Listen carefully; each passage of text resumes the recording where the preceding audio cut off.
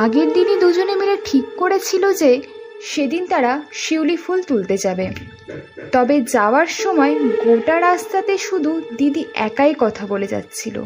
দিদির কথা অনুযায়ী তার সঙ্গী একটিও কথা বলছিল না।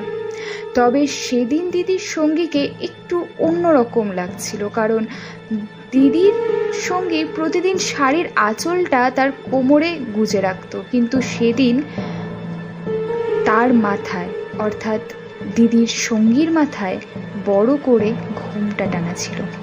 দিদি তাকে রাস্তায় যেতে যেতে অনেকবার জিজ্ঞেস করছিল যে সে ঘোমটা কেন দিয়ে রেখেছে, কিন্তু উত্তরে তার সঙ্গী কিছুই বলছিল না। যাই হোক, এরপর তারা পৌঁছে যায় লাইব্রেরির কাছে একটি শিউলি তলায়। সেখানে গিয়ে দিদি তার সঙ্গীকে বলে, একবার আমি গাছ ঝাঁকাবো, একবার তুই গাছ ঝাঁকাবি, তাহলে দুজনেই সমান সমান ফুল